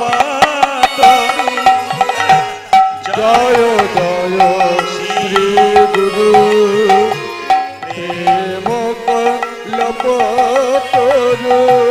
জয় জয় শ্রী গুরু, প্রেম কল্প আজ জয় জয় শ্রী গুরু, প্রেম কল্প তরু।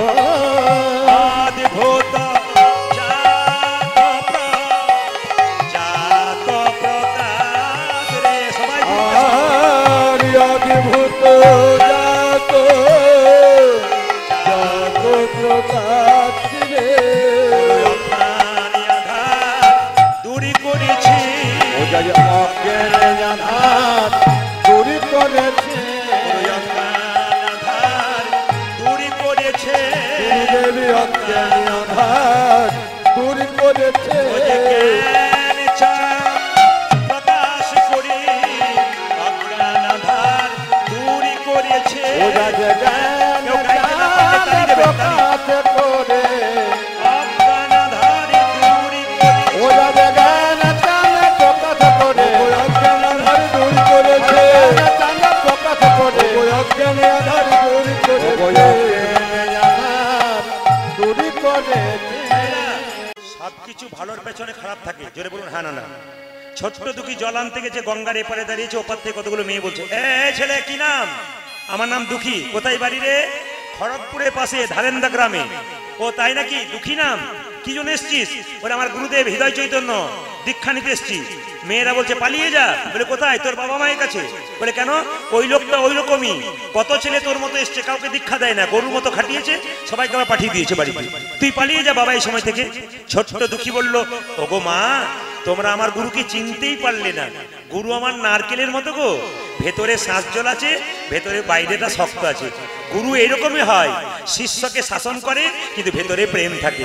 তোর মেয়েরা বললো, দেখলি তো ভালোর কাল নাই, পরের ছেলে পরমানন্দ, যত উচ্ছন্নে যায় তত আনন্দ। এক কাজ কর, ও যথা যাচ্ছে যাক। ছোট্ট দুঃখী মায়েরা মাটির কলসিতে করে জল আনতে আনতে মাথায় দগদগে ঘা হয়ে গেল। ওই ঘা অবস্থাতে মাথায় পাগড়ি বেঁধে ছোট্ট দুঃখী জল আনে। হৃদয় চৈতন্য বলে, হ্যাঁ রে, মাথায় পাগ বেঁধেছিস কেন? গুরুদেব আমি বলতে পারবো না। পাগড়ি খোল। না খুলবো না। পাগড়ি খোল। না খুলবো না। গুরুদেব নিজের হাতে পাগড়িটা খুলে দিয়েছে। যেই না খুলে দিয়েছে, দগদগে ঘা, পুঁজ রক্ত পোকা হয়ে গেছে। ছোট্ট দুঃখীকে জড়িয়ে ধরে হৃদয় চৈতন্য বলছে, হ্যাঁ রে দুঃখী, তুই যেদিন বাবা মাকে ছেড়ে আমার কাছে এসেছিলি, সেই দিন থেকে আমি তোর বাবা, আমি তোর মা। তুই আমায় বললি না কেন? আমি তোকে কবিরাজ ডেকে চিকিৎসা করিয়ে দিতাম। ছোট্ট দুঃখী বলছে, ওগো গুরুদেব, আমি যদি তোমায় বলতাম আমার মাথায় ঘা হয়েছে, পোকা হয়েছে, তুমি না হয় কবিরাজ ডেকে আমার ঘা ভালো করে দিতে, কবিরাজ মলম মেখে আমায় শুয়ে থাকতে বলতো, কিন্তু আমি যে কৃষ্ণ সেবাই বঞ্চিত হতাম। কৃষ্ণ সেবায় বঞ্চিত হতাম। কৃষ্ণ সেবাই বঞ্চিত হতাম। ওই আমি কৃষ্ণ সেবায় বঞ্চিত হতাম। জল আনিতে না পারি, কৃষ্ণ সেবাই বঞ্চিত হতাম। আমি জল আনিতে না পারিলে, কৃষ্ণ সেবাই বঞ্চিত ও দাদা জল আনিতে না পারিলে, কৃষ্ণ সেবায় বঞ্চিত হতাম। জল আনিতে না পারিলে, কৃষ্ণ সেবায় বঞ্চিত হতাম। আমি কৃষ্ণ সেবায় বঞ্চিত হতাম। এবার যারা বসে আছেন, আমি অঙ্কতে কাঁচা, আপনারা পাকা, একটু বিচার করবেন, গুনবেন, আমাকে বলবেন না বলবেন। ছোট্ট দুঃখী বলছে, গুরুদেব, এই যে এত মানুষ বসে আছে, আমরা কীর্তন গান গাইছি, এমনি এমনি মানুষ জন্ম পাই নাই, বহু কষ্ট করেছি তারপর পেয়েছি। বলে প্রমাণ কি? গুনবেন আপনারা। 20 লক্ষ বার, এদিকে 20 লক্ষ বার গাছ গাছরা রূপে জন্ম নিলাম। গুনবেন। কত রকমের গাছ হতে হতে যেদিন তুলসী বৃক্ষ রূপে জন্ম নিলাম। তুলসী বৃক্ষ রূপে জন্ম নিলাম। গুনবেন গুনবেন গুনবেন। 20 লক্ষ বার গাছ গাছরা রূপে জন্ম নিতে নিতে যেদিন তুলসী বৃক্ষ রূপে জন্ম নিলাম। এই দিকে তাকাবেন। যেদিন গোবিন্দের সেবায় লাগলাম, তুলসীর ডাল কণ্ঠে ভক্তরা পড়ল, সেই দিন আমার বৃক্ষ জন্ম থেকে মুক্তি হয়ে গেল। কত হলো মা? 20। 9 লক্ষ বার জলে জন্ম নিলাম। কত রকমের মাছ, কাঁকড়া, পোকামাকড় হতে হতে যেদিন শঙ্খ রূপে জন্ম নিলাম। যেদিন শঙ্খ রূপে জন্ম নিলাম। এদের মুখে মন্দিরে বেজে উঠিলাম। মন্দিরে বেজে উঠিলাম। আপনাদের বলে যায় শঙ্খ আপনারা রাখেন তো? শঙ্খ বাড়িতে 2টো রাখতে হয়, 2টো, একটা জলশঙ্খ, একটা বাদ্য শঙ্খ। 2টো শঙ্খ বাড়িতে রাখা নিয়ম। ভালো করে শুনবেন, মন্দিরে না 2টো শঙ্খ রাখতে হবে, জলশঙ্খ একটা বাদ্য শঙ্খ। মানে কি? যে শঙ্খতে জল ভরে আপনি চারিদিকে ছড়িয়ে দিলেন ওটা জলশঙ্খ, আর যেটা বাজালেন ওটা বাদ্য শঙ্খ। শঙ্খ কিন্তু কোনোদিন সানের উপরে বা কিছুতে রাখতে নেই, একটা কাপড়ের উপরে, লাল কাপড়ের উপরে বা হলুদ কাপড়ের উপরে রাখতে হয়, কিংবা পাটার উপরে রাখতে হয়। শঙ্খ নিচে রাখাবেন না। একটা কথা আপনাদের বলে দিই, খুব শিক্ষার কথা। আপনার প্রদীপ দেন তো বাড়িতে? জোরে বলুন হ্যাঁ না না। এই প্রদীপ আপনারা কোথায় দেবেন? প্রদীপ দেবেন, ঘিয়ের প্রদীপ দেবেন ভগবানের ডান দিকে, আর তিল বা তেলের প্রদীপ দেবেন ভগবানের বাঁ দিকে। খুব মাথায় রাখবেন, প্রদীপ সোজাই দেওয়ার নিয়ম নয়। আপনার প্রদীপ যারা সোজা দিচ্ছেন না, ভুল করছেন। কি বলছে? ঘিয়ের প্রদীপ ভগবানের ডান দিকে, দেবদেবীর ডান দিকে, আর তিল বা তেলের প্রদীপ সবসময় ভগবানের বাঁ দিকে। এই তিল বা তেলের প্রদীপ যে কোনো প্রদীপের নিচে শানের উপরে রাখতে নেই, পাথরের উপর রাখতে নেই, কোনো কাঠের পাটার উপর রাখতে হয়, অথবা আপনি ধান কিংবা গমের উপরে 4টি ধান ছড়িয়ে দিলেন, গম ছড়িয়ে দিলেন, তারপর প্রদীপটা রাখলেন। এর অনেক নিয়ম আছে, এগুলো রাখতে হয়। ছোট্ট দুঃখী বলছে, শোনো গুরুদেব, কত রকমের হতে হতে শঙ্খ রূপে যেদিনে জন্মে নিলাম, মায়েদের মুখে মন্দিরে বেজে উঠলাম, সেদিন আমাদের জল জন্ম থেকে মুক্তি হয়ে গেল। মুক্তি হয়ে গেল। কিছু মনে করবেন না, আপনার একটু বলবেন তো, আমাকে উত্তর দেবেন তো। আপনার ছেলে পড়তে বসেছে, খুব কম বলবেন, কিন্তু 10টা পর্যন্ত পড়বে, 7টায় বসেছে। 8টার সময় যদি আপনার ছেলেকে বলা হয়, খোকা আজ আমার শরীর খারাপ, খেয়ে নিবি চল, তারপর পড়বি, বলুন তো ছেলে যদি একবার পেট ভরে খায় আর পড়ার ইচ্ছা জাগে, জোরে বলুন হ্যাঁ না? কোথায় যায় বলুন তো? তারপর শীতকাল পড়েছে, কোথায় যাবে? বিছানা খুঁজবে। একদিকে নাম হচ্ছে, একদিকে সেবা হচ্ছে। যে একবার খাচ্ছে সে আর আসবে? জোরে বলুন। সে তো ওইদিকে বিছানা খুঁজবে। এই জন্য সেবার নিয়ম হচ্ছে কীর্তনের শেষে, এই মাঝ থেকে যদি শুরু করে দিলেন না, যার একবার পেটে পড়েছে সে হরিবল হয়ে গেছে। এই জন্য প্রত্যেকটি জায়গায় নিয়ম হচ্ছে কি বলুন তো, আগে নাম, তার যারা প্রকৃত ভক্ত তারা সেবা, যারা ভালো ছাত্র হয় খাবো পরে ঢাকা দিয়ে দাও, পরে খাবো, আগে পড়বো তারপর। এই জন্য যারা প্রকৃত ভক্ত তারা চুপচাপ বসে আছেন, আর যাদের খিদে পেয়েছে তারা বলছে একবার খেতে পারলে বাঁচি, কখন ডাকে তারপর নিতাই গো হরিবল হয়ে যায়। না না, আপনাদের কাছে নিবেদন রইল। কত হলো? 20 আর 9 কত হলো মা? 31 নাকি?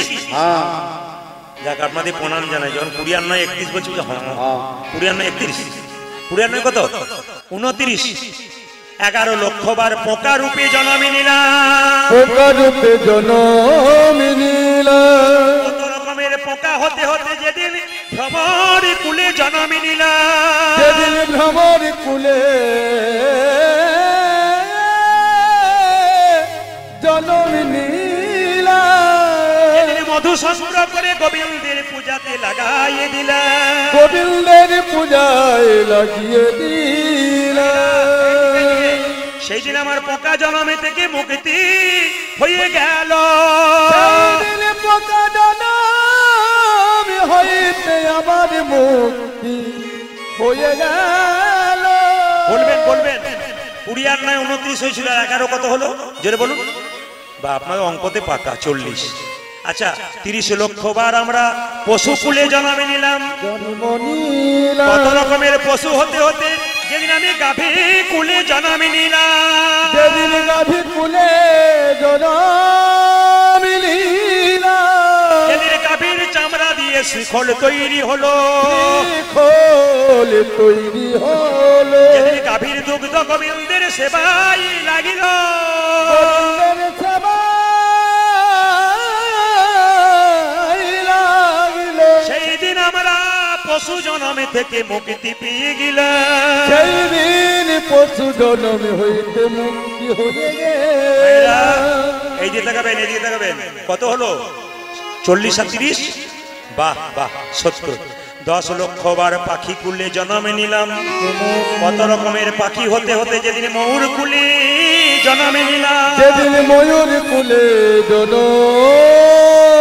নিলাম, কত যোগী কত মুনি কত ঋষি গোবিন্দের চরণে পাবার জন্য কাঁদে, গোবিন্দের চরণ পাবার জন্য কাঁদে। কত ভাগ্যবান দেখো, কত ভাগ্যবান দেখো, গোবিন্দের মাথায় জায়গা পেলাম, গোবিন্দের মাথায় কত হলো মায়েরা? 80। 4 লক্ষ বার বানর কুলে জন্ম নিলাম। আমাদের তাকান মায়েরা, রাম ভক্ত হনুমান যেটা করলো আমরা তা পারলাম না। রাম ভক্ত হনুমান সীতাকে যখন উদ্ধার করলো, আমাদেরকে তাকাবেন, সীতাকে আদর করে বললো, সীতা মা। সীতা বললো, হ্যাঁ রে হনু, তুই আমাকে উদ্ধার করলি, এটা তোকে মতির মালা দিলাম, এটা নিয়ে।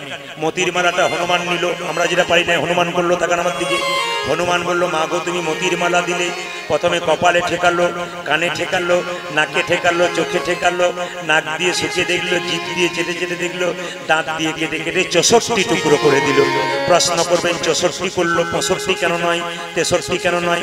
আসলে তা নয়, এই 64 টুকরো কলিযুগে 64 মহান্ত রূপে জন্ম নিল। তাকাবেন, প্রত্যেকটি কথায় তত্ত্ব আছে। এই যে তাকাবেন, 64 টুকরো করে দিল। লক্ষণ বলছে সীতাকে, মা এ তুমি কি করলে?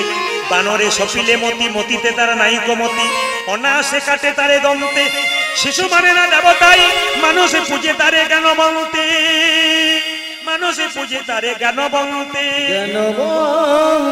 অতুল্য ধন তুলসী রে, তুমি যারে তুলসী রে, কুকুরে কি তার মান্য রাখে? কুকুর কি তুলসী গাছের মান রাখে? সে তুলসী গাছের উপরে প্রস্রাব করে দেয়। এ তুমি কি করলে? হনুমানকে মতির মালা দিয়ে দেখো কেমন অপমান করলো। সীতা রেগে বললো, হনু তুই আমার মালাকে কেন দাঁত দিয়ে কেড়ে কেড়ে ফেলে দিলি? হনুমান রাগে নাই, আমরা হলে রেগে যেতাম। হনুমান কত বড় বৈষ্ণব দেখুন, আমার দিকে তাকান। হনুমান মালাটাকে নিয়ে বলল, মাগো এ মালাকে কি তোমার কোনোদিনই অপমান করতে পারি?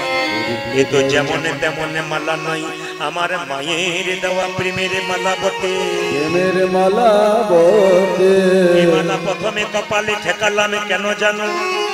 এ মালা তোমার দেওয়া মালা বলে তোমাকে প্রণাম জানালাম, প্রণাম জানালাম। আমি ঠেকালাম কেন জানো? কেন জানো? কানে ঠেকালাম কেন জানো? এই মালাতে রাম নামে শোনা যায় কিনা দেখিলাম, এ মালাই রাম নাম শোনা যায় কিনা দেখিলাম। আগে দিয়ে শুকে দেখিলাম কেন জানো? কেন জানো? এ মালাতে রাম অঙ্গের গন্ধ পাওয়া যায় কিনা দেখিলাম, রাম অঙ্গের গন্ধ পাওয়া যায় কিনা দেখিলাম। জিভ দিয়ে চেটে চেটে দেখিলাম কেন জানো? কেন জানো? এ মালাতে রাম চরণের তুলসীর স্বাদ পাওয়া যায় কিনা দেখিলাম। তুলসীর স্বাদ পাওয়া যায় কিনা হনুমান দেখিলাম। যেটা পারলো আমরা সেটা পারলাম না। হনুমান বলছে, মা যে মালাতে রামে দেখা যায় না, রাম নাম শোনা যায় না, রাম অঙ্গের গন্ধ পাওয়া যায় না, সে তো অলঙ্কার নয় কলঙ্কের হার, তাই আমি দাঁত দিয়ে কেটে কেটে ফেললাম। লক্ষণ হনুমানকে বলছে, হনুরে তুই যেভাবে রামকে ভজনা করেছিস আমি সেভাবে পারি নাই। আমি রামের ভাই লক্ষণ, আমার অহংকার ছিল, আমার মতো পরম ভক্ত কেউ নাই, তোর কাছে হেরে গেলাম হনুমান, তুই কি হৃদয় মাঝে রামে দেখাতে পারবি? হনুমান বলল, লক্ষণ গো আমি হৃদয়ে মাঝে রামে দেখাতে পারবো। কি করে দেখাতে পারবি? তুমি তোমার তীরটা দাও। যে না লক্ষণের কাছে তীরটা দিয়েছে, হনুমান বক্ষ বিদীর্ণ করেছে, অমনি দেখে একা রাম নয়, দেখে সীতারামের যুগলে মিলন। হরি বল। সীতারামের যুগল মিলন। সীতারামের যুগলে মিলন। পূজা যে সীতারামের যুগল মিলন। হনুমানের হৃদয়ে মাঝে সীতারামের যুগলে মিলন। ও গো হনুমানের বুকের উপর সীতারামের যুগল মিলন। হনুমানের হৃদয়ে মাঝে সীতারামের যুগলে মিলন। ও যা যখন মনে হৃদয়ে মাঝে আর কি তারে মারতে পারে? ও গো হনুমানের হৃদয় আর কি তারে মারতে পারে? ও হনুমানের হৃদয় আর কি তারে মারতে পারে?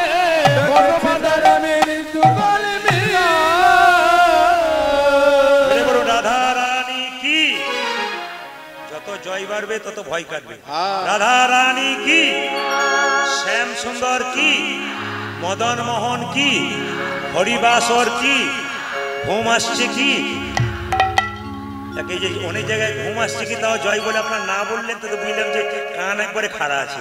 একবার যদি বলুন রাধা রানী কি? শ্যাম সুন্দর কি? মদন মোহন কি? হরিবাসর কি? খিদে পেয়েছে কি? জয়। এই যে না বলছেন এই জন্য খুশি। একবার যদি রাধা রানী কি? শ্যাম সুন্দর কি?